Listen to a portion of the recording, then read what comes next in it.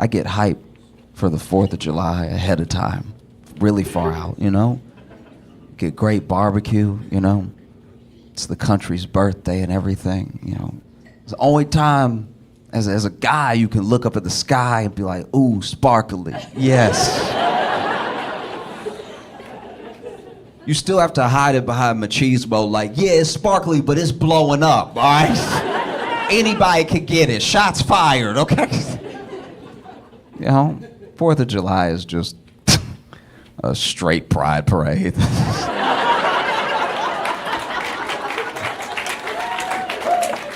That's all it's ever been, you know? It's just the one time a year guys get to be like, yeah!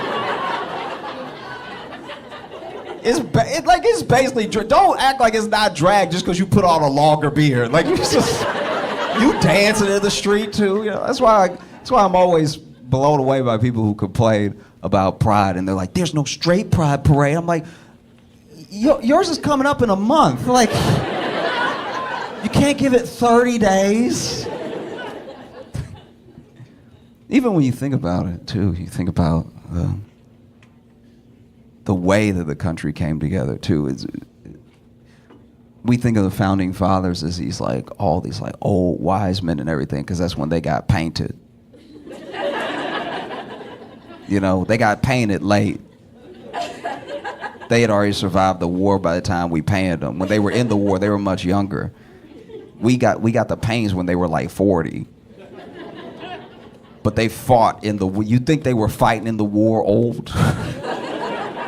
You know what I mean? Like, yo, you think Washington was in the war like, get them, boys?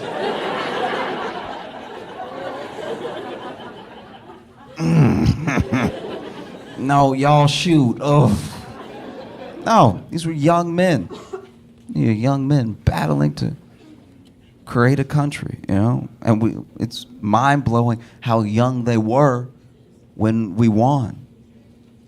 You know, July 4th of 1776, Alexander Hamilton was in his 20s, early 20s. So was Aaron Burr. You know, some of the oldest people, I think even Washington was like only 40 or something. And that's just, it should be a testament to the fact that sometimes, you know, as much as young people don't always know the way, they have the energy to go the furthest, you know? So sometimes it's important to like let young people lead and old people guide, you know? I think that's how you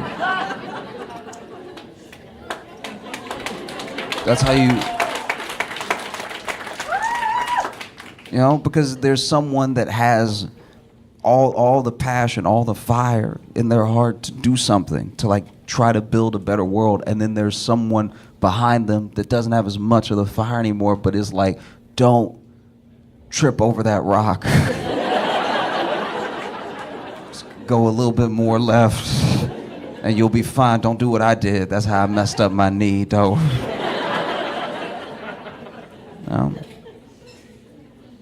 No. Founding fathers they're fascinating to me because, you know, they were trying to carve out an ideal into making it, you know, making it substantial, making it real, making it a country and everything. But there were still some pretty deep, I don't know, it's a hard thing to write down, you know, all men are created equal, and then look over and be like, yeah, except. Yeah, I mean, so it's a dream that took time, still takes time, still hasn't been fully realized in the way that it's at least on the paper. You know, like sometimes people have this revisionist history about the founding fathers, like they would have wanted the best for everyone and for all of us to get along. And I'm like, no, they said what they meant. Do you know what I mean? Like, the founding fathers didn't have slaves, but also be like, one day someone will right this wrong. You know? But I think about how even, you know, people know more about Alexander Hamilton now because of the musical and stuff. But Hamilton, you know, staunchly against slavery and everything, and he was young, so I'm sure he was like this young kid that people looked at like, this dude doesn't know what he's talking about. He just talks a lot, you know? And it's funny how we know about Alexander Hamilton and Aaron Burr's feud mostly because of the musical, but we don't know how petty it got. Alexander Hamilton built a home in New York City, right? And Aaron Burr used his money to build a home down the street because he was jealous of where Alexander's home was, so he built the house pretty close by so that I guess Hamilton could see him hating from down the street.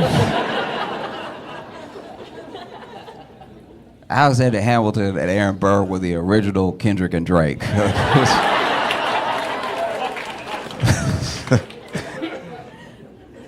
Amazing. I also get excited for the summer. I get excited for July because it usually means, at least for some years, that Will Smith has a new movie out. And it's happened. Bad Boys is out. It's crushing the box office, you know.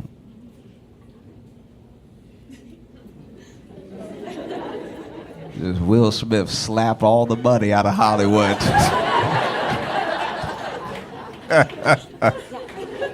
Man, I want them to make as many Bad Boys movies as possible. I want to see these men old. I want there to be so many Bad Boys movies that after a while you're like, boys? I want them to make so many they gotta change it to Bad Unks, you know? As I'm getting older, I realize this year that all of my close friends are either in or closely approaching their 30s. And it's so funny because, you know, everybody 30 and up, when people turn 30 now, they call themselves old, which is insane to me. That's so, like, medicine is getting good enough where you can kind of expect to live to 90, but you're old at 30. Why would you be old most of the time? That doesn't make any sense at all. You don't bring home bread and then the next day go, it's pretty old. No, but I get how people feel that way. I really do, because what's happening is we know deep down, right? We have this obsession with youth, and we, you know, everyone's trying to look young, be young, stay young, feel young, all this stuff like that. And it's mainly because, and I've said this before, it's mainly because we know how we treat older people. So we're more scared of that than we are getting old. What's wrong with getting older? You know more stuff. Why would that be bad, you know? But I get how people feel old at a certain time, because especially people who are in their 30s now, we're in a very specific time that hasn't happened, at least the way that it's happening to us, right? Because we were like coming of age at a time that was like a turning point for what feels like almost everything, right? Business gets done differently now, tech is different, every aspect of life is different, and we remember right before and as it turned and now. You know what I mean? Like if you're in your like 30s, if you're like 33 and up, you remember before Google. That sounds ancient. That's...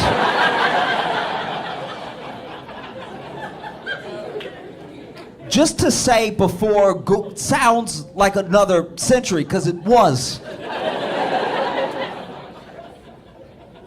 I work with people that are younger than me. I was explaining to someone, and I hate when I have to explain a thing that makes me sound older than I am, because they're a little younger. So then I had to explain before Google to them, and I sounded crazy. I sounded crazy to me, but I was there, so I know I'm not wrong. I sounded insane. I was like, no, because before Google, you had to just know.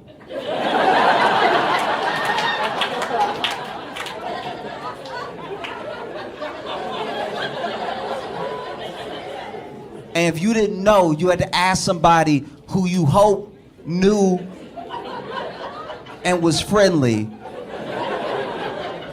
And if they didn't know, you had to go online. We still had online. Don't do that. We still had online. So then you had to go online and you had to ask Jeeves. And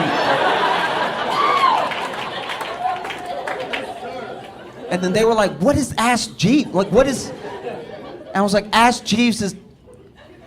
It's like if Google was white. Like it's."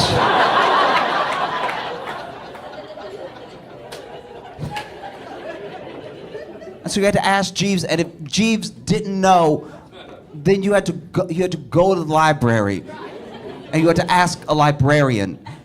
And if the librarian didn't know, they would give you a number with dots.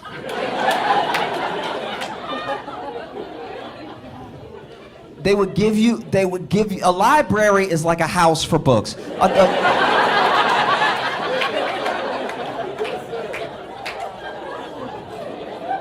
They would give you a number with dots, and then you would go trace the dots and the number to a book, and then you would read the book to see if the answer to your question was in there, and if it wasn't, you would just know a bunch of different stuff.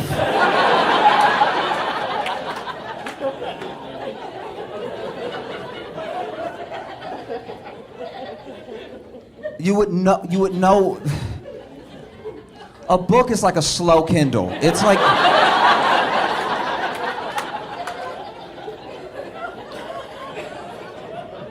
Like you scroll with your finger, but it turns like there's something to turn with your finger. It's not, there's no screen.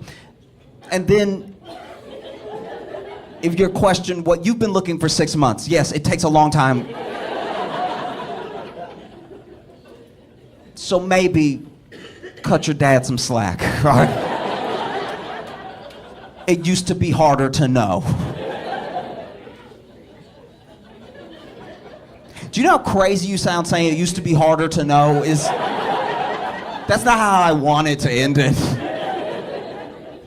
I know I'm getting older because I'm getting genuinely more and more nostalgic for small things. Like not movies, not like like really small things about life. Like I miss growing up in the 90s. I think all of our appliances in the 90s were just better. They were just like top notch because not only did they last longer and they worked, but you could fix anything in your house by hitting it.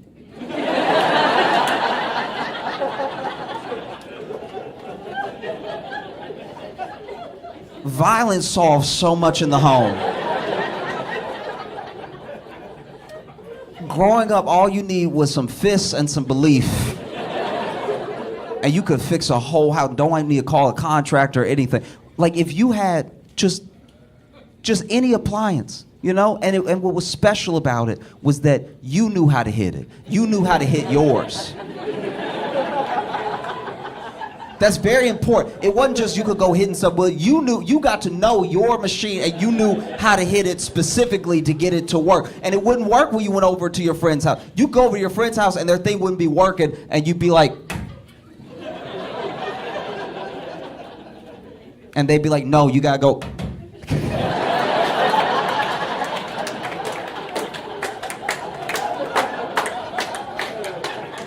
And you're like, wow, I didn't know that. I don't have that model. That's good to know. So when I upgrade, it's 2. Okay, that's good to, and it's two towards the front. All right, that's good to know. It was a beautiful time. I just felt like things really worked. You know? Like a 90s washing machine. A 90s washing machine would, you could hear it all through if you were lucky enough to have a washing machine in your home, if you had a laundry room in your home, you could hear, no matter where you were in the house, because the washing machine would be whooping your clothes.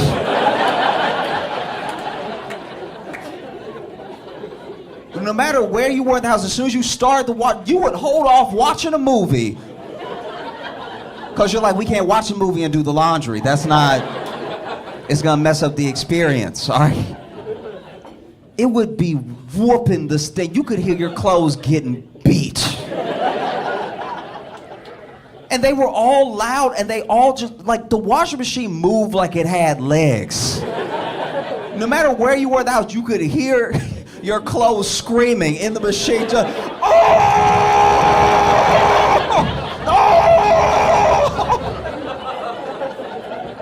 And you would go, whether it was your house or somebody else's house, you could go to somebody's house, you could tell how strong their washing machine was by how messed up the paint was on the wall, on that edge that was next to the machine. It would be beating your clothes, beating the stains out, horrific stuff, right? To the point where you could, even when you stained the shirt, you could tell, even back in the 90s, your shirts would be like, don't do that to me, bro. No, come on. Hey, no, we good? I'll push it out. I'll push the stain out. Don't send me in there with them. No, be amazing. And then if there was a little malfunction, if the door would lock and start, like, lips started coming up and everything, you know? Suds started spitting out everything, just took a little, like, bam! And then all of a sudden it was like, It was beautiful, you know? These new washing machines. I know I already sound like an old man, but like this. I was at an Airbnb. They had a washing machine in the Airbnb, which at first I was very excited about. I was like, oh, it's amazing. You never get this, right? And the washing machine was state of the art, and it was like a Tesla washing machine. It had so many buttons. It had a keyboard's worth of buttons. It had more buttons than I cared to read. Like it was. I just wanted to hit clean. Like It had a handkerchief setting. It was insanity. And then you put got a stain on the shirt, put the clothes in, and then, you know, you hit whatever, turn. There was a lot to do. And then you hit, and it starts, and you can tell something is happening because it's spinning, and you can see through it now. You know, it has the little door where you can look in, and it's spinning so fast that the clothes are gone. Like it's... I was looking, and I was like, I can't tell if it's spinning or if it left. This is crazy, but it was silent, and I didn't like that. I didn't like that it was quiet the entire time, right? Just, but nothing. You couldn't hear anything, right? I didn't even know when the clothes were done. That would have never happened in the 90s. You always knew when your clothes were done because your washing machine would finish beating your clothes. And you would hear,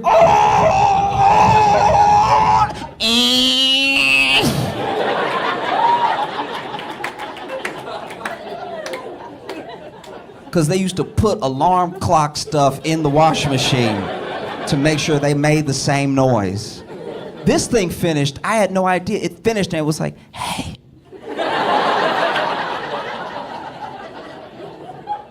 I don't want to disturb you, but I think I did it.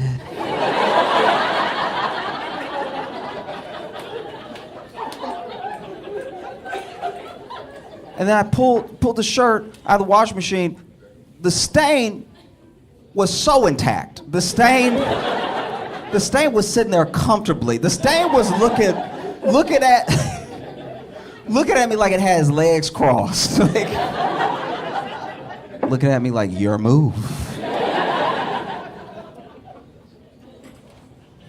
Even TVs. I remember we got like a big screen TV and it was a huge deal, but the TV was like, if I remember correctly, it was kind of like a hand-me-down because we got the TV because it wasn't really working as much anymore, so the people that were throwing out TV were like, we're going to get a new TV, and we were like, we don't have a TV, so let's take yours, right? And it was huge. It took up like most of remember the big 90s, tall, wide,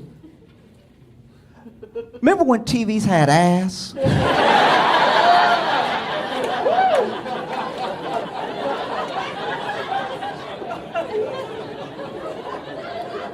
Do you know what I mean? Like really had it, like some true thickums. You know what I mean? Like, you would go over to your friend's house, they'd be like, I got a new TV. You'd be like, ooh, she packing. Oh, wow. I don't even understand. I don't even know why they made them like that, but it had like, it would be the screen here, but then just boom, boom.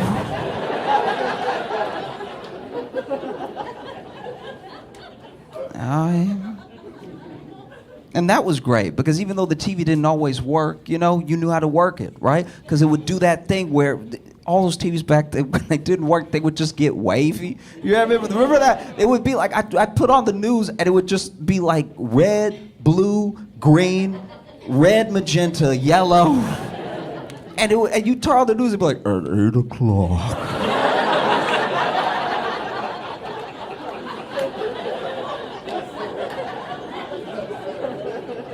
Because I was little when we got this TV, and I remember turning it on and it wasn't working. I was like, Mama, the TV ate a popsicle.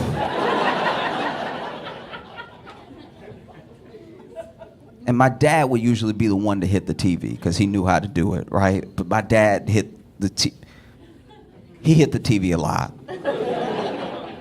My dad hit the TV so much, sometimes I was wondering if it was really about the TV. You know what I mean? Sometimes my dad would hit TV, I'm like, no, it was working. That's how But my dad hit the TV so much that I think the TV genuinely learned to recognize, hey!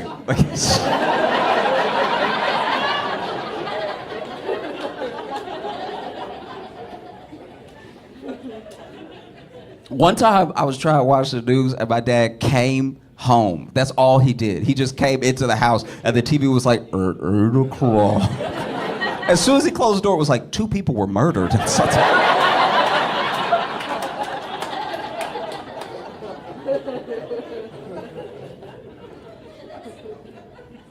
And then I got a TV. I bought a TV for myself as an adult because I wanted to have my own big screen TV. I wanted to have my own, like, oh, I'm sitting at home chilling for the weekend, watching a movie, have a real experience for myself, right? And I bought it. It was too expensive. I took out a car note on this TV,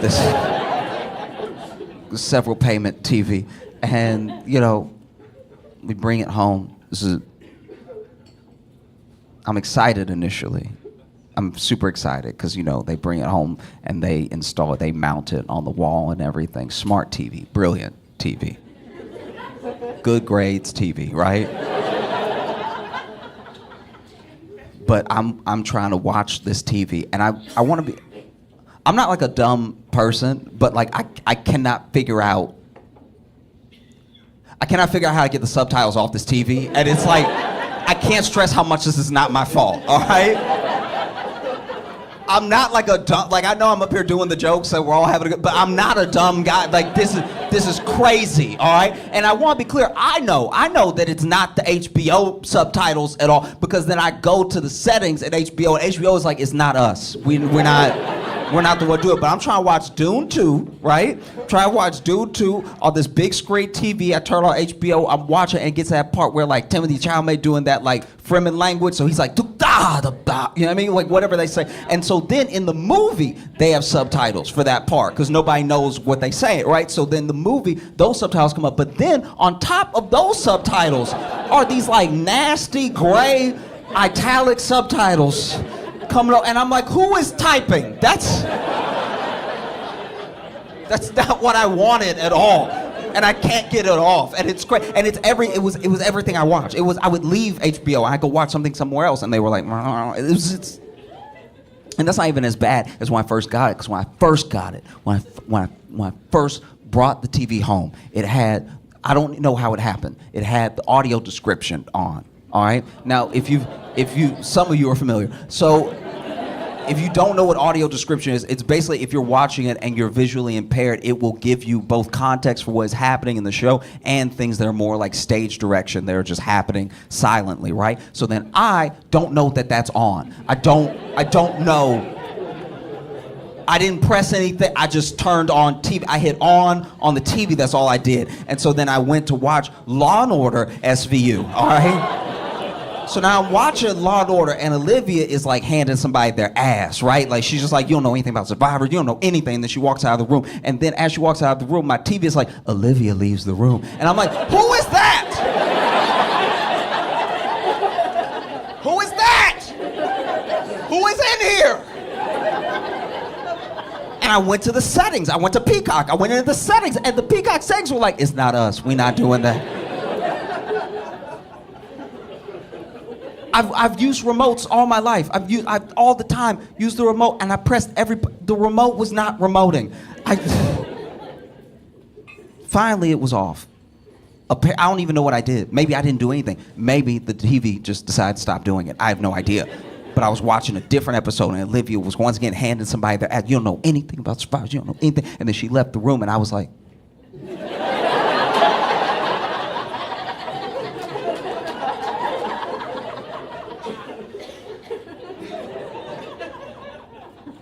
because what can you do with this TV?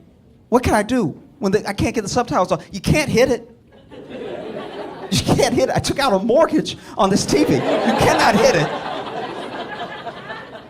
You used to be able, when the old TV, when I was little, I would play Sega Genesis connected to the back of the TV, right? And then sometimes Sega would be glitching up, which, translated for kids means the game was cheating, right? So then the game would be cheating, and so then I would get mad, and I would stand up, like 10 years old, and I'd stand up, and I'd punch the TV in its face. I would I'd punch a TV as hard as I could in what I thought was the nose, right? Like I would just, and I don't know what the TV was made of, but I would punch the TV and I would pull back the most mangled hand.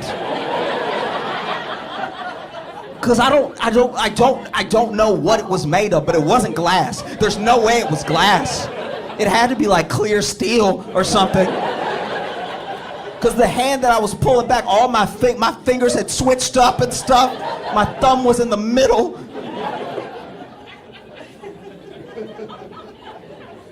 And now you can't punch a TV at all. You can't even dust this TV. You just gotta bargain with it. You used to be able to hit everything. The only thing you didn't hit back in the day was the microwave. And I feel like you didn't hit the microwave because then and now, we don't really understand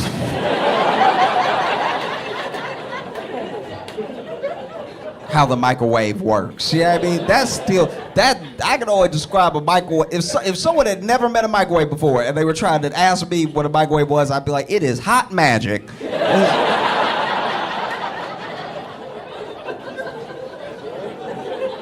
Yeah, I mean, they put some hellfire to good use and just, it gets the soups hot when you put it in there.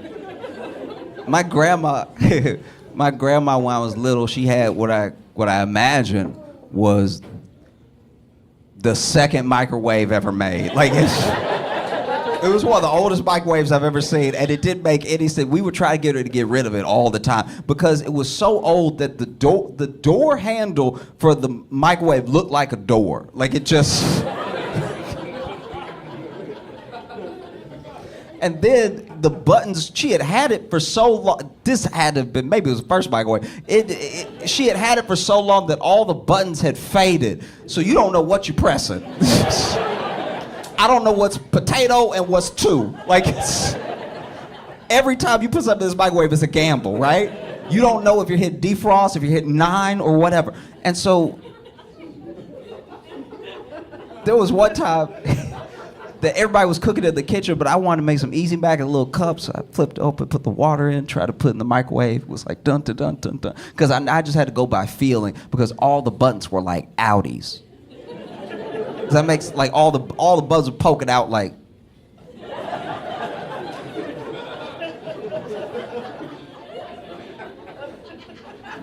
Go ahead, press me. Go ahead.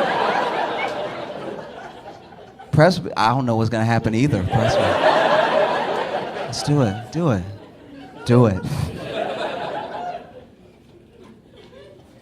I remember I pressed the buttons and put the easy mac, but there's so many people in the kitchen. I'm getting pressed up against the microwave, and I didn't hit it. I just was pressed up against it, and my whole face started to get hot. And I was like, y'all, this is leaking. I don't know.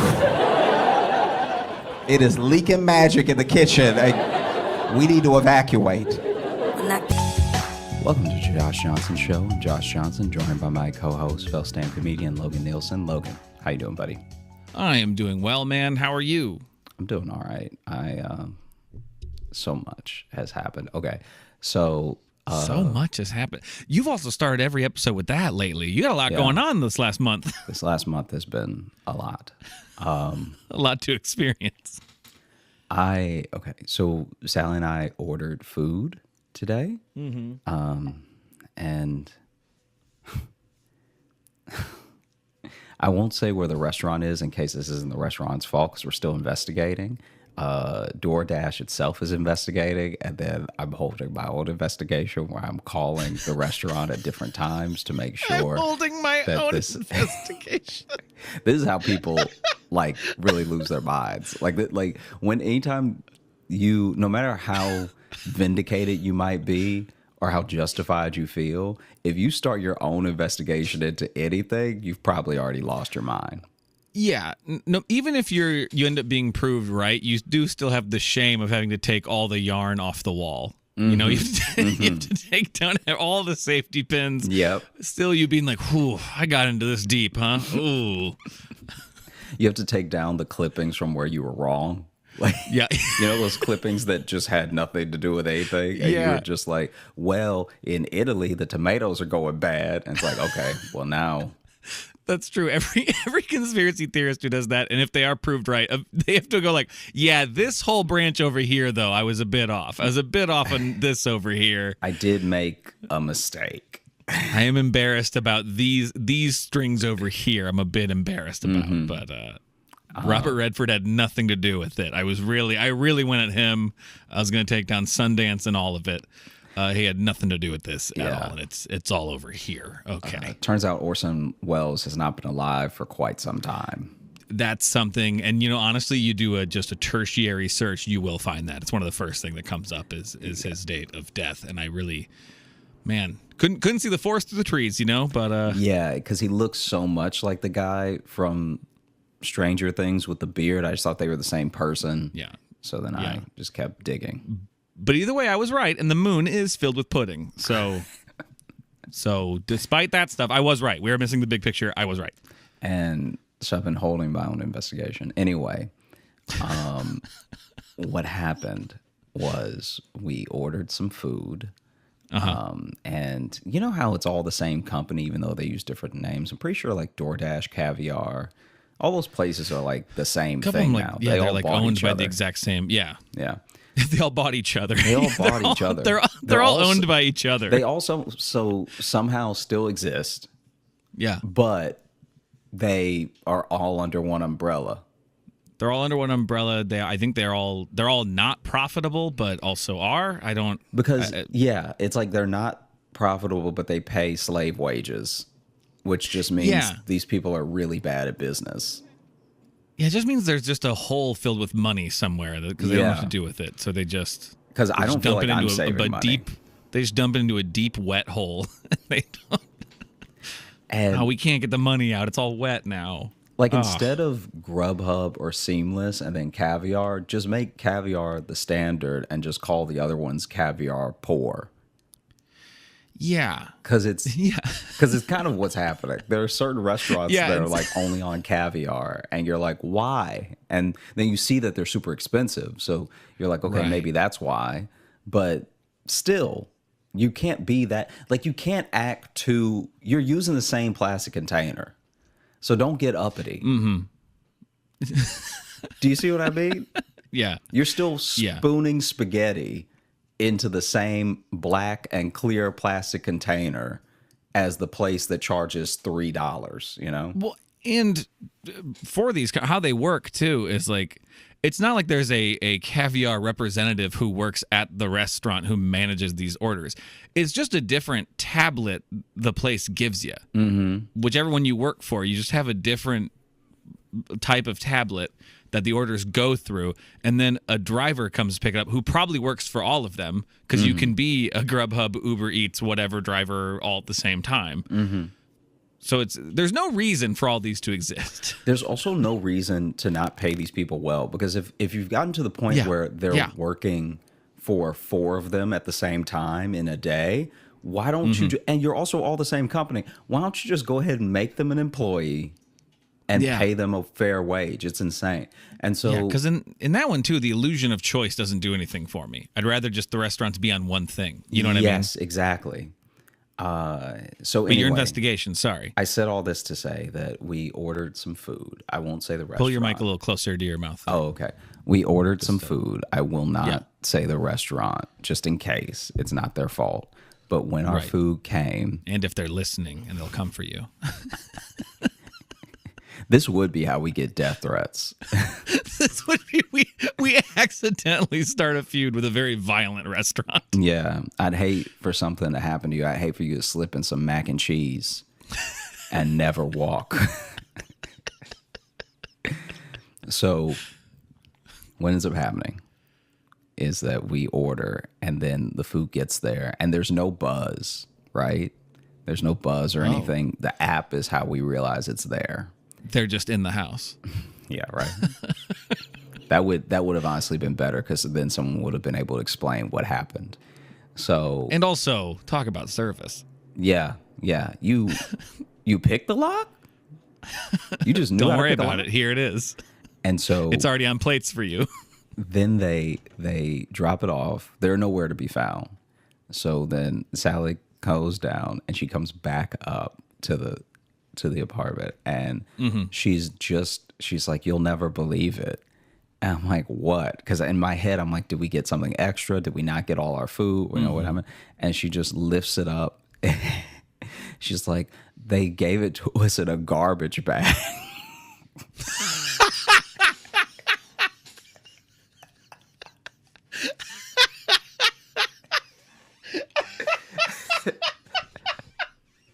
Here you go. Eat your fucking slop, you monsters. Here you go. Oh, you want this? I'm you want sending this you the little picture piggy? right I brought now. it right to your door. Here it is. I'm sending you the picture. Oh no. This is untouched. I'm sending you the picture right now. Yeah, that's just a flaw. You can see the red band around it. I think those are the trash bags we have. Yeah, Me and Jess. they I are. think those They're are hefty bags. That is a hefty. What a way! What a way to insult somebody. Just like, here's your hefty bag full of food. Yeah, here you go. Here's your trash. Imagine someone just delivering it in a trough. That would have actually been less insane. Just an open bucket, And- and everything's mixed up in it.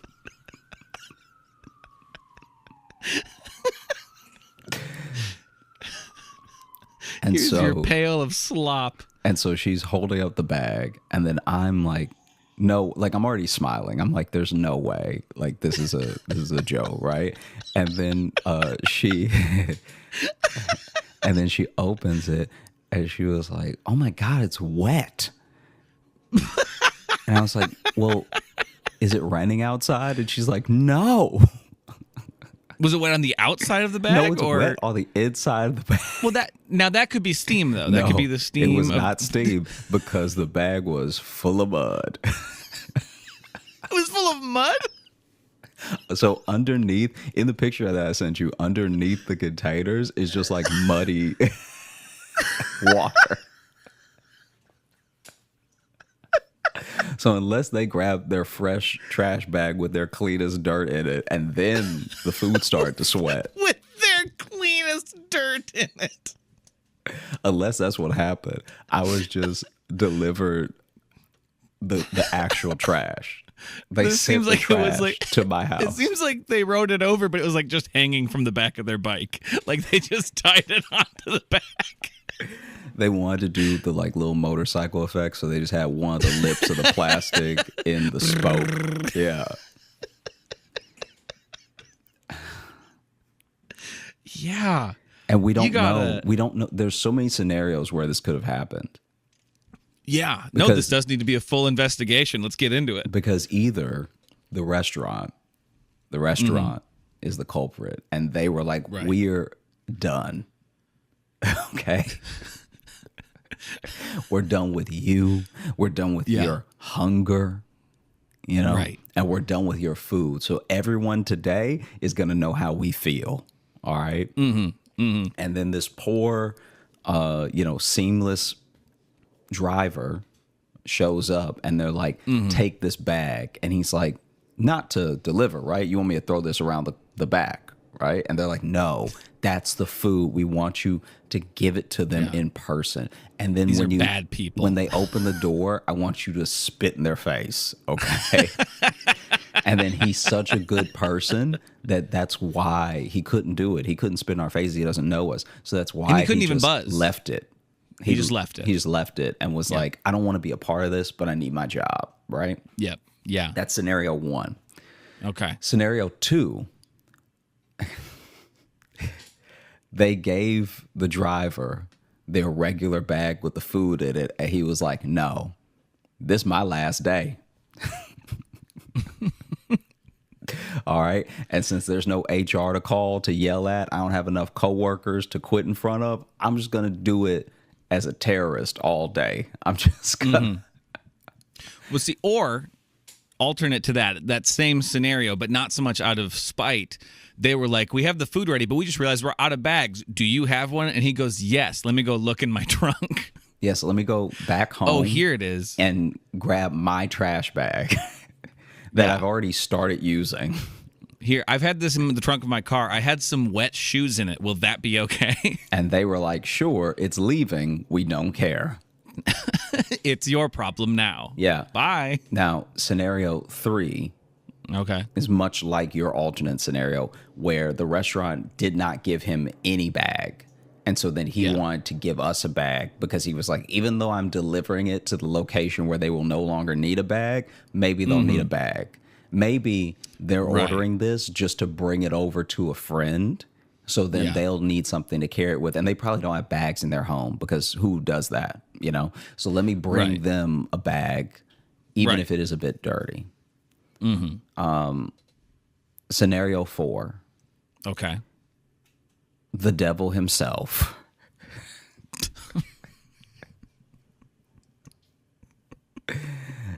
came up from hell.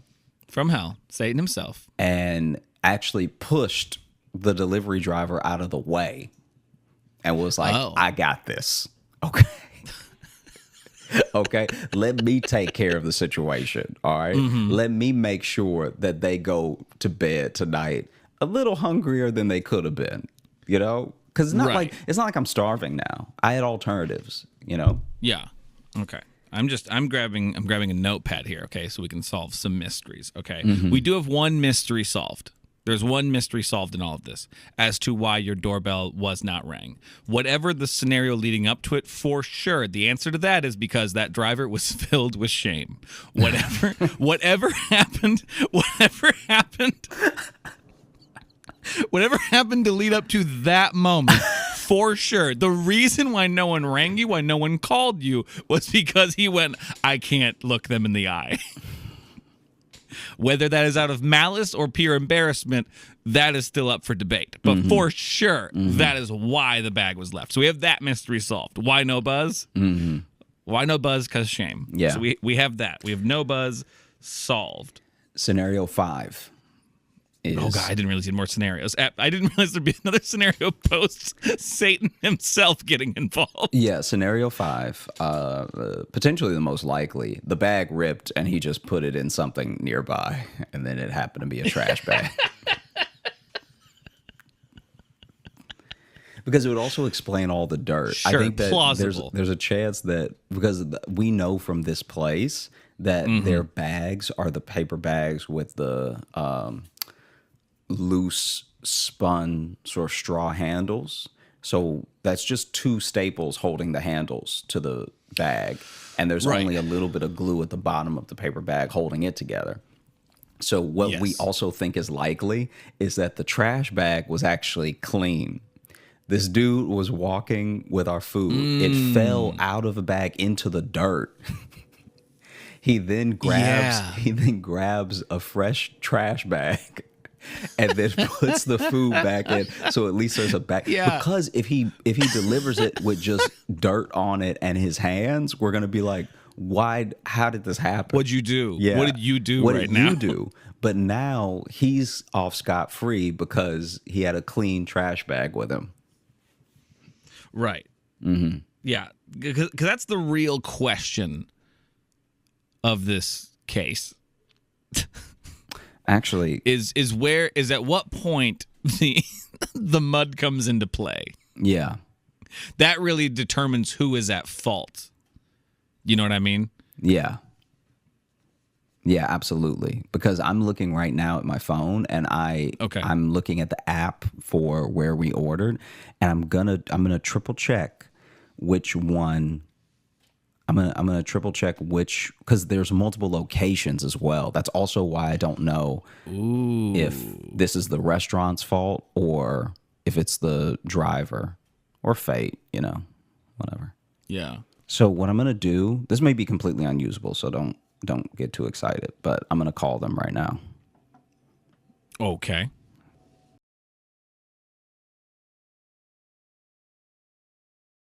You may have to bleep out the name of the restaurant.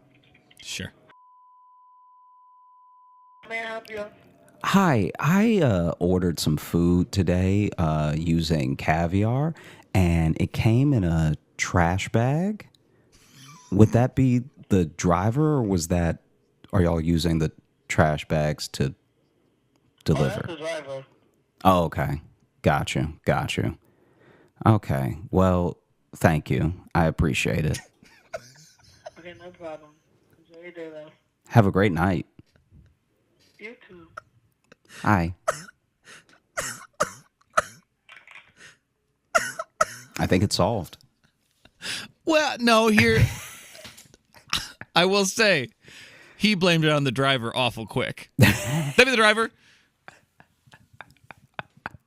And then he sounded real confused and shameful towards the end of that. Mm-hmm. I think he talked to the culprit. I think it was him. Yeah, it could have been. Maybe this case is still open. I think the case is still open. I don't know. This isn't even what I wanted to talk to you about today. It just happened. Just like Oh, really? Like right before? Dude, yeah. Like I didn't even there was a thing that I don't think I've ever told you about, because I told Sally for the first time. Okay.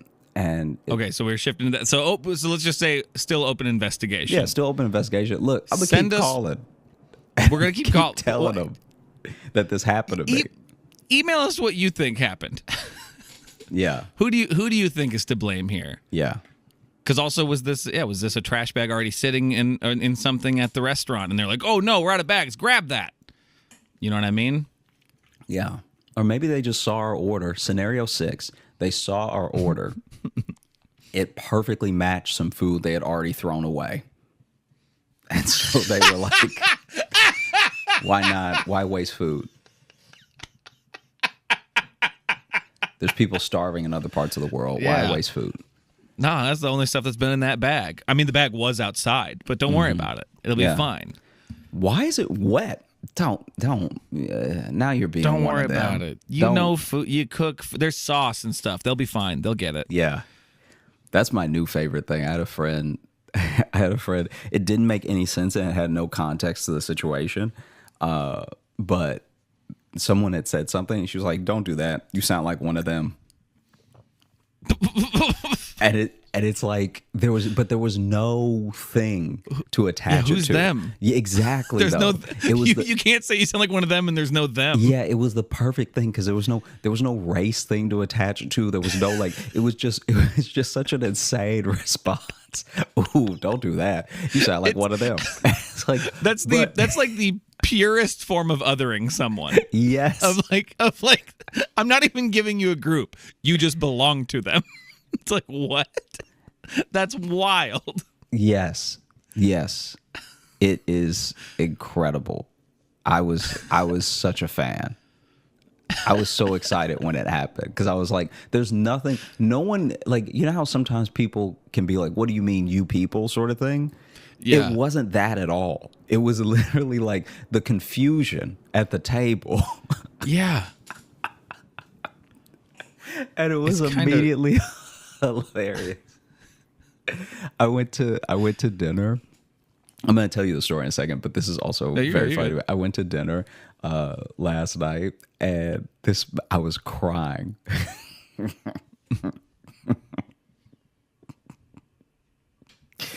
So I was out with friends, and one of my friends, his phone had died, but the bill came, and he was like, "What's the right?" Because I'm in cash. I do have my card, but I can just Venmo you.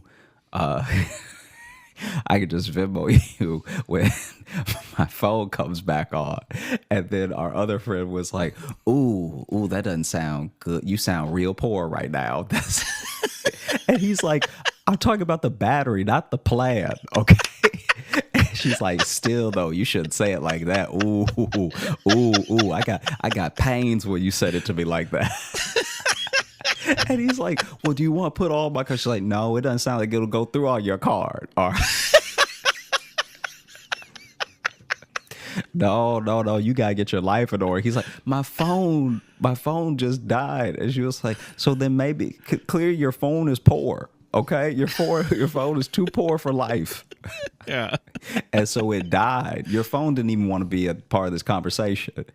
You talking about you gonna Venmo people after you've left the area. The most trustworthy type of Venmo. He's like, the one that's not in front of me. The way that my man said, the battery, not the plan. Talking about things you gotta do with your phone's back on. It's like, that's the most oof. This is now Venmo you once I get some more minutes. It's about to be the end of the month. Once it rolls over, I'll be able to send you that. With that Venmo. Because here's the thing. When I was in high school and college, I was very broke, and so I had a phone with minutes.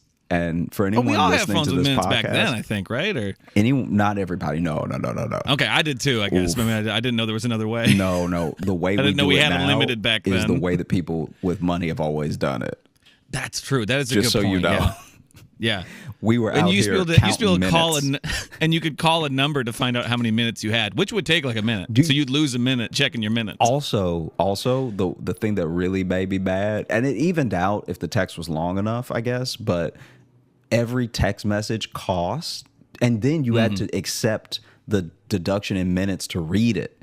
So then every text costs 30 seconds. It costs half a minute. So then, is that what it cost? Yeah. So then people would text you K, and it would cost half a minute. It didn't even take a second to read. My eyes recognized. I didn't even do any reading. My eyes recognized a letter, and I knew what it meant. Right. But yeah, to explain to our younger listeners, back when I know every now and then we get kind of like back when phones were new, but we do get that way sometimes. But you used to have to literally. You had an allotted amount of phone time, not given to you by a parent or a guardian who said, this is all you're allowed because I don't trust you. The phone gave you this. The phone company would give you an allotted amount of time. And if you went over, if you had a plan that allowed you to go over, that overage charge was usually wild. Also, your own money was dictated. Your own money was your dad. Like, because if you had plenty of money, you either had a phone plan or you could buy so many minutes that you didn't think about it.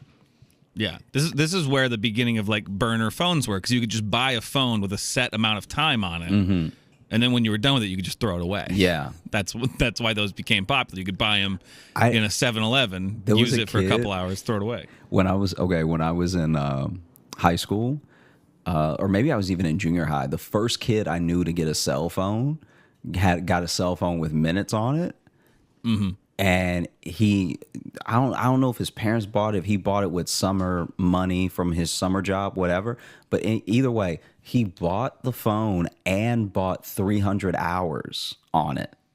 Jeez. So this dude had 300 hours on the phone just ready to go. And he called me on my home phone. This dude called me to call me poor.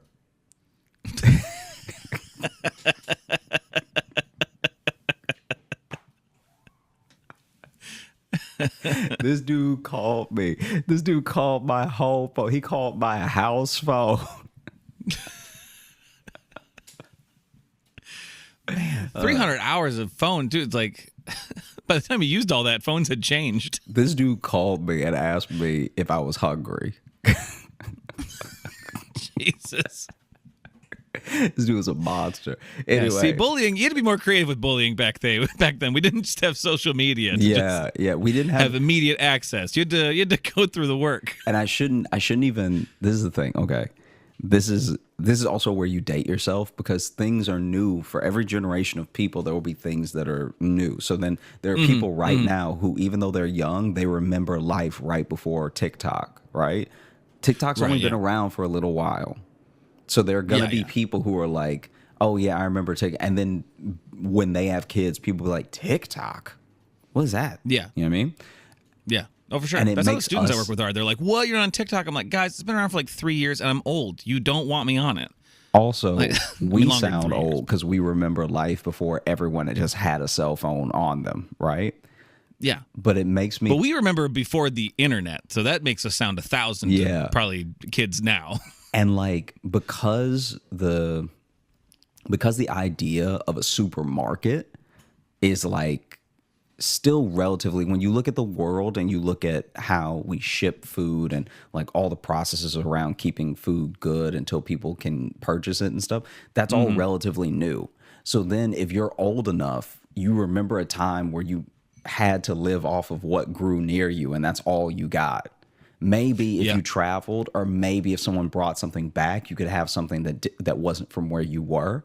And it's just so funny because it's like, I think about my granddad. My granddad is so old, he probably remembers before apples.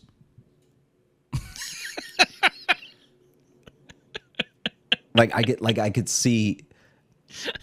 see people my granddad's age being like, I remember, because we even really eat apples like that. Because think about it, like it was specifically where you were, and It's what you who had, what grew near. exactly. Yeah. So it's like there are people who probably had their first apple thinking they could just peel it like an orange, be like, it's not coming off. I don't know, just hands slipping on it. Man, a hard ass tomato. Mm-hmm. Gross. Anyway, what was the thing you were going to tell me? Oh, okay. Before we went back to our olden days of minutes on phones Yeah. in the old country. The thing I was going to tell you was when I was little, I would play soccer, and we've talked about this, like how I was not good. Star and all stuff athlete, like you were that. great at Yeah. everything. Oh, that's right. It was the other way. Sorry. Wow. What an attack. So then when I was little, I was playing this scrimmage game. So not one of the ones that counted. We're not even in our jerseys or anything, our little uniforms. And this is like horrific. So basically, it was like a practice day, right? And so we're all out on the field, and we're young. We're like, I was maybe 6 or something. Okay. So like a lot of us aren't even coordinated. Like if you can kick the ball straight, you're the best player on this team. Yeah. And so You're Beckham if you're. You don't even have to bend it. You're footing it like Beckham. every time a kid, I remember this specifically, anytime a kid lofted, first of all, almost all of our like lofting kicks were by accident. Anytime a kid could make the ball just fly up in the air for any distance and by any height, we were amazed. We were like, we would celebrate that like it was a goal. So we were not a winning team. And so As you're cheering, the other kid just goes by you with the ball. we're lifting up Scores the behind kid you. who did it. Oh my God. It went so high and the wrong way. So then this is such chaos. And like even when I remembered it and I was talking to Sally about it, a part of me was like, I don't know if I should tell it on the podcast yet, because I'm trying to remember everything that happened. And then 2, I don't think people will like identify with me the way that I need them to. Most stories I tell on this podcast, I don't care about the perception. I'm just telling you my side of what happened. And this is the first time I was like truly upset by something like that. What's Okay. I was like upset by how you handled it. No, or... I was upset by what happened to the point where I think I genuinely blocked it out because Oh, good. So we're getting into repressed memories. That's where we've gotten. Well, no, it's just like on the show. I don't even remember what brought it up, but I was telling Sally about it. Anyway. Okay. So then I'm so curious, by the way, now. That's a very intriguing intro. we're all like uncoordinated 7-year-olds, right? And we're doing this practice game. And the practice game is just our team. So it's just like, it's not, the stakes couldn't be lower. But all year, I've been bad. And I've been so remarkably bad that they don't know where to put me.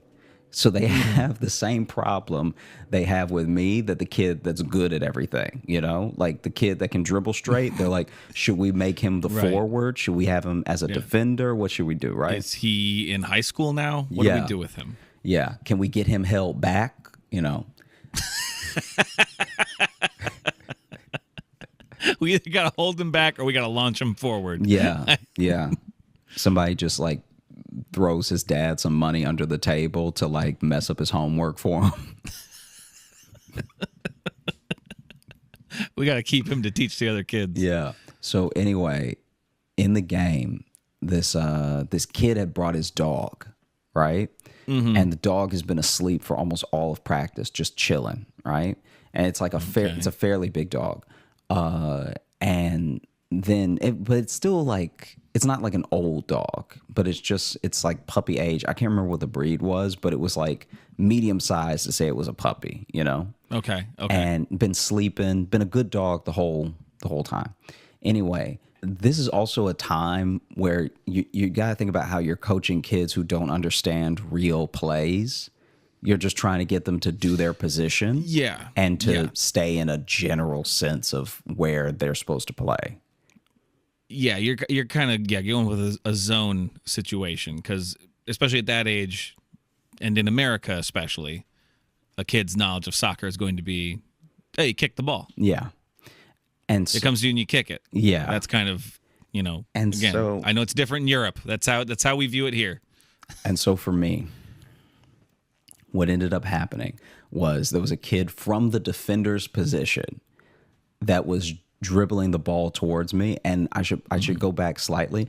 I'm goalie this time. Oh, okay, you're goalie because now. they were All like, right. He's not fast. He'll have an asthma attack, right? He cannot kick the ball straight, but maybe straight isn't what we need. We just need it out of the way. and so maybe he'll be a good goalie. That's literally he finds a way to get hit by stuff. Yeah. Let's put him there. Yeah. He's been hit by the ball in the face a lot. I don't know how it finds his forehead, but let's use that face to our advantage. And I'm even excited because I'm like, this is my chance to prove myself, you know? Yeah. This is my opportunity.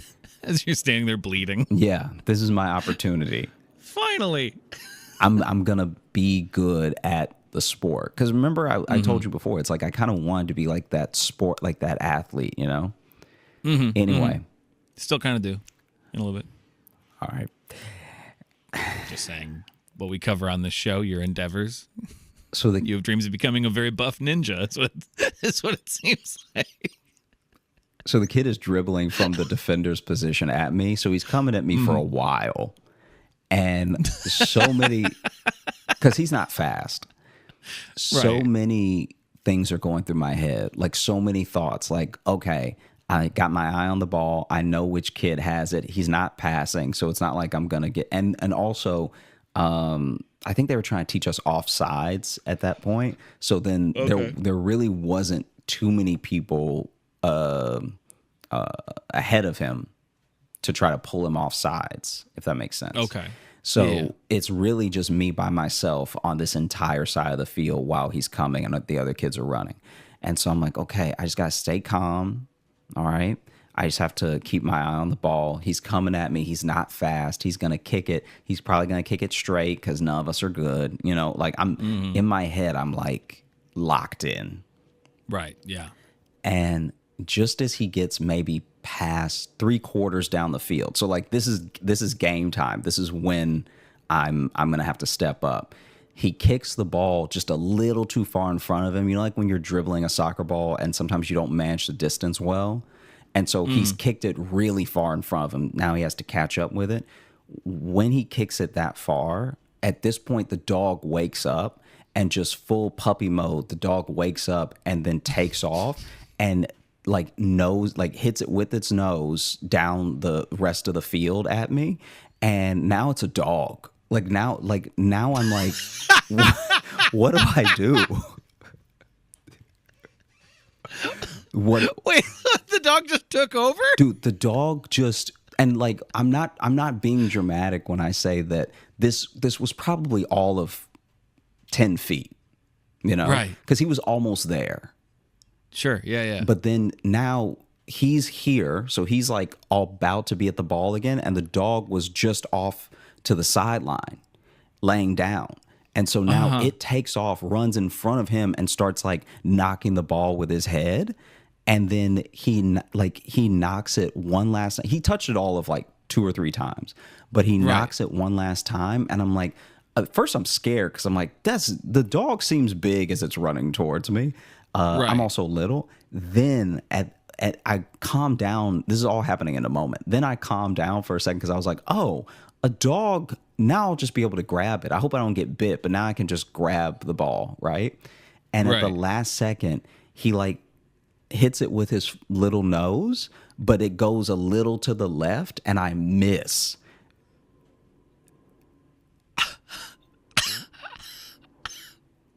And so technically the dog scored on me. And people are like screaming. They're like, oh, it's like such a funny, and the kids run up to the dog and they're like, and the dog's excited and he's like hopping and stuff like that. They pick the dogs up on his shoulders. And Dude, they carry him off the field. It was like a full, like kind of like an Air Bud situation, except there was no stakes, you know? It was 100% Air Bud situation. I think they even did a soccer one with Air Bud. And we always celebrate Air Bud, but we always forget the kid that he scored on. Just really wanted to have his own moment. Yeah. No, Air Bud gave full competing teams just mass depression. Like, I don't think I was so upset. I was like so hurt because I played it back in my head a bunch of times because I was like, there's no way I missed that.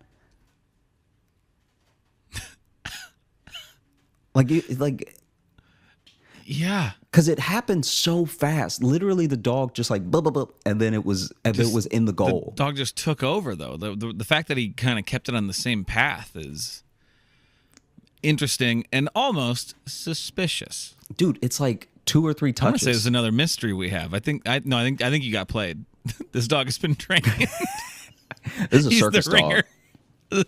This is not my fault. This is a circus dog. This is a genuine Air Bud scenario. And it's like, look, I don't think in a million years the dog could do it again because he wasn't even trying to.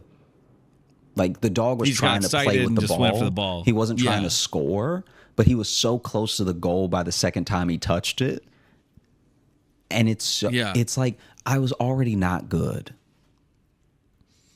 Yeah. You don't have to. Now, but I'm gonna make you feel better though.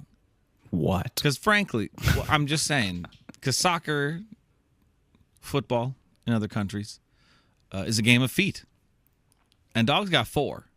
You know, so technically, I was able to use my hands. We both had 4 appendages at play.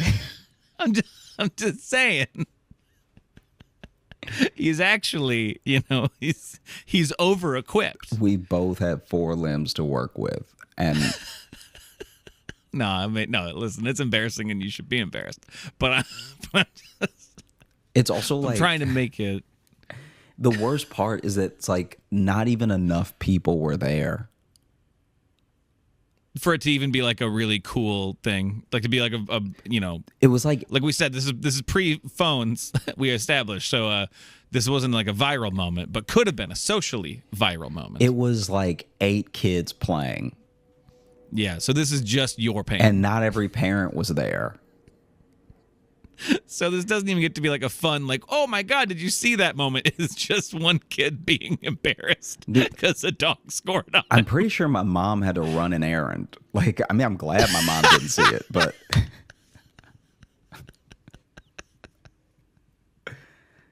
No, you just didn't see her sneak out. She was like, ugh. Ooh, I'm gonna come back at 5 because Come back after all the other kids have already left before I pick him up. yeah. Wow. So what made you think of this? Because you said you're not even sure if you remembered it fully. If you blocked it, what brought it I out? don't know. Sally and I were just talking, and then I think I maybe had a moment or something. Did you start? Did you start shaking and? Just decided to be vulnerable, you know.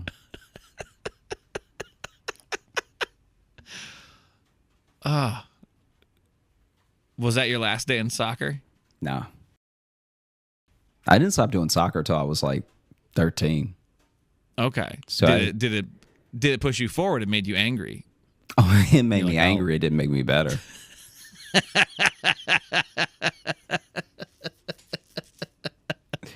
Yeah. Wow. Yeah, no, it was bad. Yeah. Well, I can say that is a unique thing. I've never been scored on by an animal, I don't think. So that's a unique experience. You got that going for you. Mm-hmm. Yeah. Okay. Well, it sounds like you're having a day. Yeah. Yeah. with muddy food and sports drama. Just like the next time you watch one of those movies, just think about the kid. Think about the other teams that feel terrible. Think about the teams that Airbud beat. Think about the spirits that he crushed. There's nothing in the rules that says a dog can't play basketball, but there's also nothing in the rules that say I can't feel bad about it. It honestly, if I'm being real with you, it was bullying.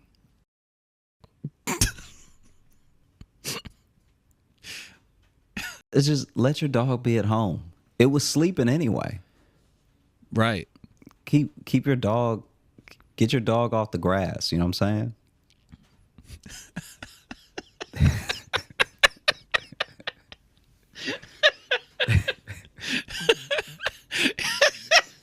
Keep dog off grass, otherwise become supreme athlete. Is what the little signs will say in the yard. That dog wasn't even cute. Oh, damn. Yeah, Okay. Yeah, that's how I'm feeling about you're it. You're coming at this dog now. Yeah, I don't know what breed it was, but the breed was ugly. All right. Yeah. Oh, this dog breed? The breed is trash. Yeah. That's what this dog is. Yeah. Thank you. I mean, you're gonna hate me saying this, but like, what a piece of the Josh Johnson puzzle we've just found. Sure. Yeah. Like, yes, I knew you wouldn't like it, but like, I guess I'm speaking to the listeners because I'm sure they all heard that and they're like, oh, yeah, this makes sense. This Makes seems like a man sense. who would get dunked on by a dog.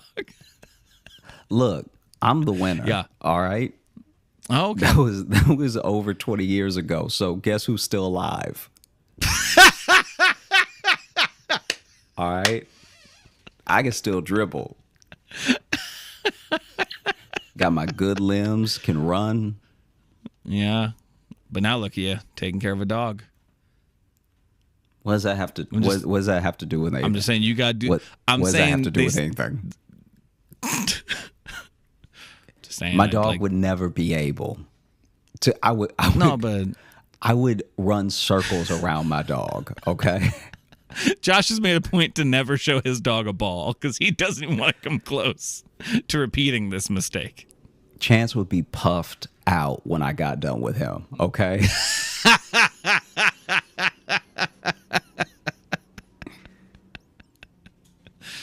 Oh goodness. Mm-hmm. How does it make you feel to relive that memory, to have it back? I mean, it's fine. When I think about where I am in life and when I think about that dog isn't in life.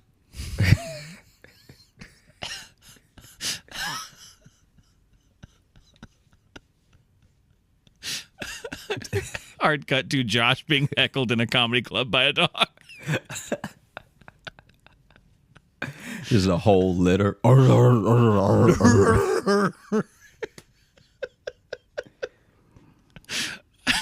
I did a show a couple years ago at like a brewery, and it was like one of those places they allow dogs to come into, and there was like so few people in the audience that there was literally almost equal to the amount of people and dogs in the place.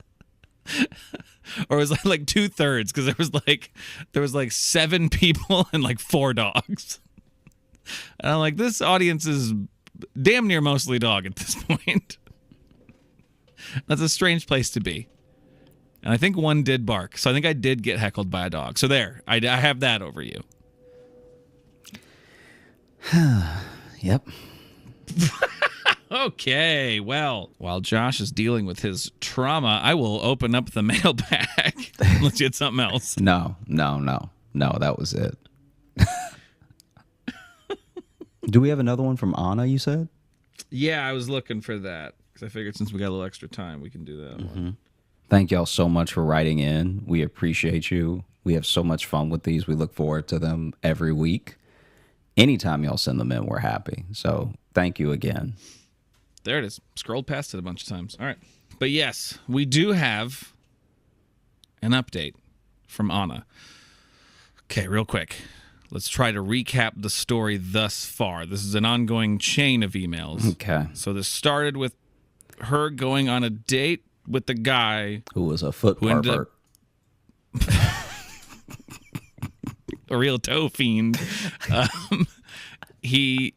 only was he really in defeat, but slid under the table to remove her shoe and smell it, and was like, oh yeah, that's good. Oh, that's foot. That's foot. And then I believe that tickled her foot, so she kicked him in the head? I think in the face, maybe? In the face. Kicked him in the face, which I believe also knocked over something on the table and fell on the table next to them. Made a big production of the fall. Yes. Yeah. And then something was spilled on her, right? I believe something got spilled on her. Maybe something was spilled on her from his fall. While he was, or was it he was underneath, so a server tripped over him because he was on the ground getting them good feet smells. He made it worse, whatever happened. Whatever happened, he made it worse. Yeah. And then the other server like kicked him out or whatever, or helped like just end the situation, like helped her clean up whatever got spilled on her. So she went on a date with him, and she ended up on a date with him where then he revealed that he's really into like BDSM stuff. Because he asked, "Oh, are you a gray?" And she was, at first she didn't understand it. Then she realized. I believe, I don't know, and I also don't know if we clarified. We found out later that applies to 50 Shades of Grey, or we might have read an email that explained that. But when he said like, "Oh, you're a gray," that was going to 50. Already, this is so much backstory. Yeah. So if this is your first episode listening, we've caught you up as best as possible.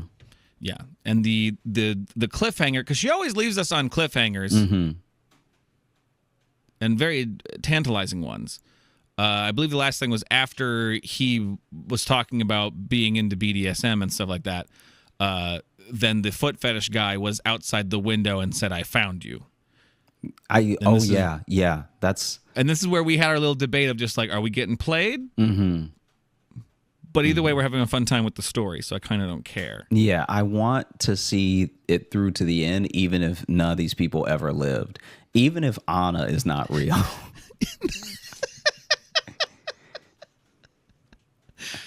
Okay, and this one I like too. This one is titled "The Showdown." Is how this one is titled. Okay, but this is from our friend Anna. All right. Hey guys, you said you never heard the expression "gray" before. It's apparently used in dating apps as a slang/short for being dominant.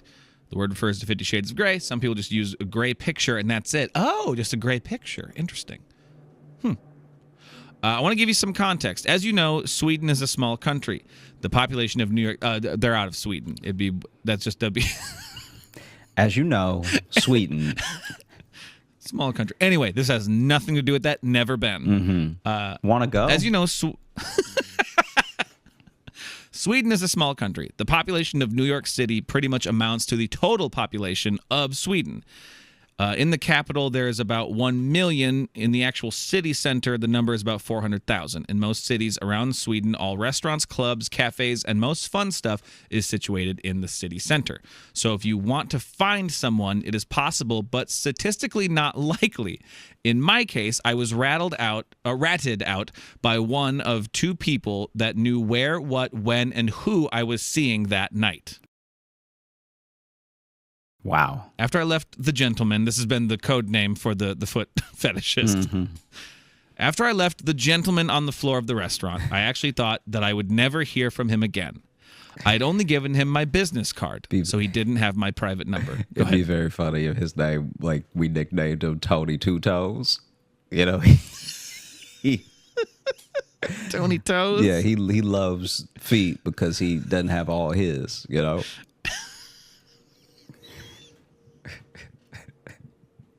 You want what you can't have.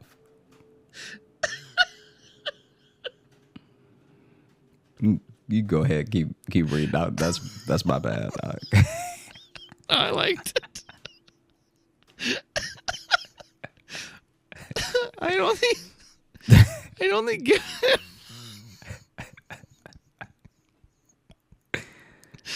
because now I'm just thinking of a guy who has no toes and he just really wishes he had. Yeah.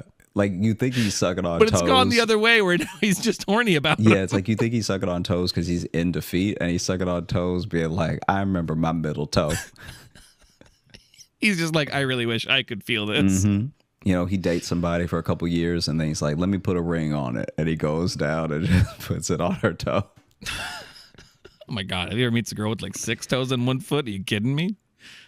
I had only given him my business card, so he didn't have my private number. But no, phone calls after phone calls to the office that I refused to answer. I think that if you don't get that a woman is not into you when she kicks you in the face, you don't get it if she tells you in words. Okay, so it sounds like he's been calling the office a lot, though. Mm-hmm. Which is a great thing. Reception, how may I direct you? I'm looking for the lady with great feet. Yeah. Is there a lady with great feet there? Can you put her feet on? Yeah, tell her it's Tony. She'll know what that means. Gifts started showing up. Flowers. Oh, no. Pink rubber boots with a note that said best worn without socks. He trying to make you sweat. That's what that is. That's a real pervert right there. He thought ahead. Yeah, he wanted to drink out of that boot. That's wild. And a mobile phone with his number in it. You expect a serial killer to have more tact, you know?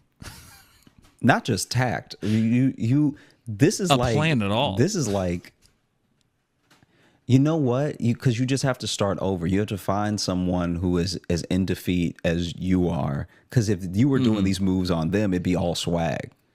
Yeah. It'd be like, and by start over, sent he also me means move boots. somewhere and change your name, probably. He sent me a cell phone with just his number in it. Like, this is like That's- Dorian Gray. How's it Dorian Gray? That is a different book. Oh, are you trying to say 50 Shades of Grey? The guy in 50 Shades of Grey is a different Gray than Dorian Gray. Yep. Dorian Gray was the guy who had the painting of him No. getting his nipples twisted, and I remember. it was a painting of him in a sex swing. Boy, okay. He sends the boots, a phone with his number in it, but not an apology for being, well, let's say disrespectful. I gave it all to the receptionist and asked her not to accept any gifts on my behalf and to send them back. She protested and said, but he is so rich and he is cute. Why don't you go on a date? Oh, this lady's going to make a great victim one day. I wasn't in the mood for telling her the story, so I replied, we did, but it turns out we are not a good match, and I think you and I have a different kind of checklist when it comes to men. It turns out that the gentleman is the youngest son of a very well-known rich family in the region and has invested in various projects around Sweden. He showed up at work events, but I'll skip that part of the story of weird interactions at those events. The gifts stopped showing up, and I was relieved that the gentleman was gone. So I thought, this is a novel, I think. This is also, it's like, okay, not only is it a novel, but it's all like just plausible enough. It's just plausible enough, but it also sounds just enough like a Hallmark movie. Because basically, oh, he's the heir to Sweden. Basically, we also have to keep in mind how long this thing is going on, but on the B side, how long it took for her to go on the date with the server. Because remember, this is all going to come to a head. Yes, with the I found which I believe you. it starts here and the next part here. So yeah, there's a whole side plot with the gentleman that like we're kind of just being privy to right now, and she's also not telling all of us again. Also very good with cliffhangers, which is what makes me think that Anna might be a writer. Just being suspicious. Being seated at the restaurant with the server and dumbfounded by his words, annoyed by the woman purposely spilling wine on me and hitting on the server. Oh yeah, that was part of it. We forgot. Yeah. On the date with the server, there's a different server like spilled on her on purpose. My mood was not getting better after seeing the gentleman strut into the restaurant towards us. How the hell did he find me? What are you doing here with him? The gentleman says, indignant, and points at the server. He doesn't wait for an answer, turns to the server and says angrily, "Those feet are mine." Remember that the gentleman is not low-key. Oh, no shit. The restaurant quiets down and someone whispers, "Did he just say feet? He's so fucked," followed by some giggles and chuckles. The server folds his arms and looks at me expectantly. I'm now fantasizing of how I drop kick the gentleman, but of course I don't do it. Oh, well, why stop now? You've already kicked someone on a date. Yeah. You kicked him. That's right. You've already kicked this man. I see the gentleman's mouth moving, but I'm not listening. How did you find me? No answer. I was not holding back at all. I'll refrain from using the same words here. Through my teeth, told him that I'm not an object and can't be bought. I won't allow him to treat me disrespectfully any way he wants, whenever he wants, and especially sniffing my shoes in restaurants. I'm not laughing at the sentiment, but closing a sentence like that is funny. People around us laughed, and someone made a puking sound, and someone booed.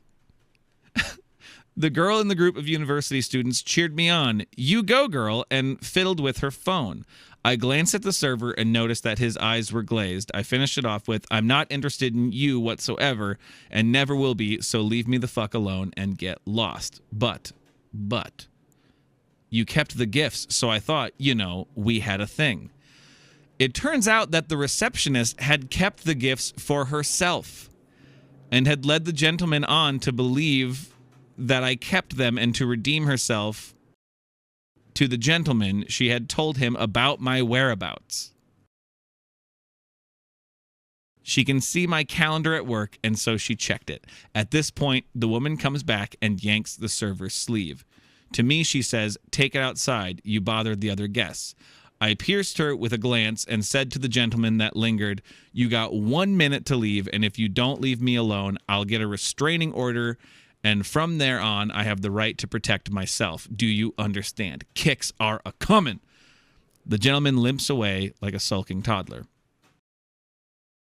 I turned to the server and followed the feeling that I had during the date. "So, when are you going to tell me what's really going on here?" His smile stiffens a bit and he says, "I guess we gave us away, huh?" The server pulls the woman towards his side with the arm around her waist. He winks at me and continues, "We have checked you out and we agreed that we want you to be our dominatrix." People gasped and started mumbling. I noticed that some of the uni students were filming and giggling. "We, as in dating?" I asked, wanted no misunderstanding. "We, as in common law wife. Yeah." The disappointment of being kind of played by the server and this woman, the lingering anger from the showdown with the gentleman made it hard to collect myself. Knowing that the server and the woman had turned are turned on by my domination and telling off of the gentleman, I decided not to reward them by lashing out. So I did my best to compose myself, and as cold as ice, I said, well, thank you for clarifying that. You have the right to live the way you want, but I'm one man at a time kind of woman, so thanks, but no thanks. Well, technically, there was only going to be one man. Yeah. Not a split hairs here. I wish you the best in all you do. I'll take my leave now. Have a nice evening. I grabbed my purse and left, and as I did, I heard the server and his woman blame each other for me not agreeing to their proposal. It took some time for me to let it go and laugh about it all, and I somewhat do have trust issues. But it is a hell of a story, huh? Take care and stay cool. Love. Huh.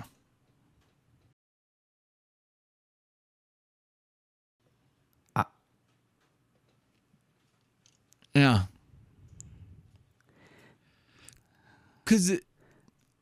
But all I could say is I hope it never happens again.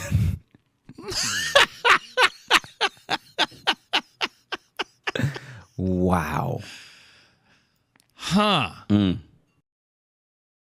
might have to make just like a mini episode. It probably wouldn't even be a mini episode; it'd be a whole thing. But of just those 3 emails together. Yeah. Just for the full story. Honestly, what we should do is cast it. Make a little radio drama out of it. Yeah, we should cast it and then do it. Do that one as well as the porta potty one. As the porta potty thing. Oh God, now we're making full productions now. So thank you so much for listening to the Josh Johnson Show. We had a great time recording. I hope we had a great time listening. If you are looking to catch up with us on any of the socials, you can find me at Josh Johnson Comedy on TikTok, Instagram, and YouTube, where we're going to be posting clips of the show. And if you're looking for Logan, you can follow me on Instagram at Logan M. Nielsen. And if you want to get into the mailbag and just change how I view humanity with your stories and your experiences, and to really make me wonder if anything's worth it, you can send those to joshjohnsonshow@gmail.com. You can also leave us a 5-star review on Apple Podcasts, because we read those in the mailbag as well. And if you're looking for bonus nonsense from us, such as bonus podcasts and videos and replays of our virtual live shows, you can get those patreon.com/Josh Johnson Show. We have a bunch of different tiers. And speaking of virtual live shows, we have one coming up. I believe it is November 27th. I believe that is the date. That last Sunday, it is November 27th, 6 p.m. Eastern Time. We'll be doing another virtual show. So tickets will be in the episode bio underneath and in our social media bios and all that jazz. You should come join us. We always have a great time. I showed a bunch of haunted dolls in the last one, so who knows what could happen. It's a big crazy time. a lot can happen. A lot can happen. Who knows what weird people we've dated will just suddenly show up and cause a scene. Oh, wow. I hope not. If in my screen one of your exes just walks in. Well, we hope you have a great rest of the week and a wonderful weekend.